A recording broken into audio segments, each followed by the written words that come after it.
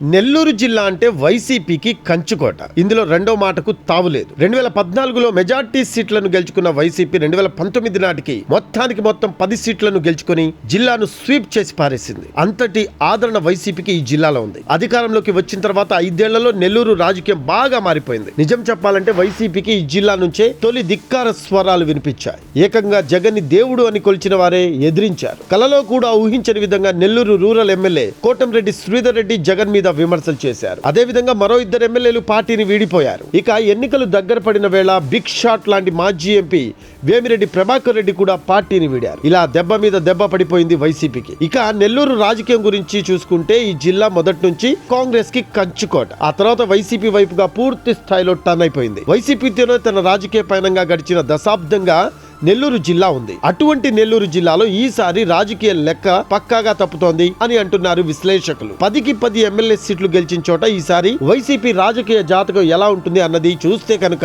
చాలా ఇబ్బందులే తప్పవని అంటున్నారు. రాజ్యసభ సభ్యుడిగా నిన్నటిదాకా ఉన్న వేమిరెడ్డి ప్రభాకర్ రెడ్డి వైసీపీకి జిల్లాలో అతి పెద్ద ఆర్థిక వనరుగా ఉంటూ వచ్చారు. దాంతో ఎలాంటి చీకు చింత లేకుండా వైసీపీ రాజకీయం సాఫీగా సాగిపోయిందని చెప్పాలి. నిజానికి జస్ట్ చిన్న ఇగో సమస్యతోనే ఆయన పార్టీని వీడారు అని అంటారు. వేమిరెడ్డి ప్రభాకర్ రెడ్డిని వదులుకోవద్దు అని చాలా మంది నేతలు వైసీపీ అధినాయకత్వానికి చెప్పి చూశారని కూడా ప్రచారంలో ఉన్నమాట. అయితే జగన్ మాత్రం ఈ విషయాన్ని లైట్ తీసుకున్నారని, వేమిరెడ్డి వెళ్లిపోయినా పట్టించుకోలేదని, అసలు ఆ అంశానికి ఆయన పెద్దగా ప్రాధాన్యత ఇవ్వలేదని ప్రచారంలో ఉన్నమాట. దాంతోనే తన ఇగో హట్ అయి వేమిరెడ్డి టీడీపీలో వెళ్లాల్సిన పరిస్థితులు వచ్చాయని అంటున్నారు. ఇక వేమిరెడ్డి వంటి బిగ్ షాట్ టీడీపీలోకి వెళ్లిపోయాక నెల్లూరు జిల్లాలో మొత్తం రాజకీయం రివర్స్ అయిందని అంటున్నారు. ఆయన టీడీపీ తరపున ఎంపీగా పోటీలో ఉన్నారు. దాంతో ఉమ్మడి నెల్లూరు జిల్లాలో ఉన్న 7 అసెంబ్లీ సీట్లలో టీడీపీకి ఖచ్చితంగా 3 సీట్లు ఖాతాలో పడే అవకాశం ఉన్నాయని అంటున్నారు. అలాగే మరో 3 కూడా హోరాహోరీ పోరు కొనసాగుతుందని అంటున్నారు. ఇలా కనుక చూస్తే కేవలం 1 సీట్లో మాత్రమే వైసీపీకి సాలిడ్ గా విన్నింగ్ ఛాన్స్ ఉన్నాయని అంటున్నారు. నెల్లూరులో పెద్దారెడ్లంతా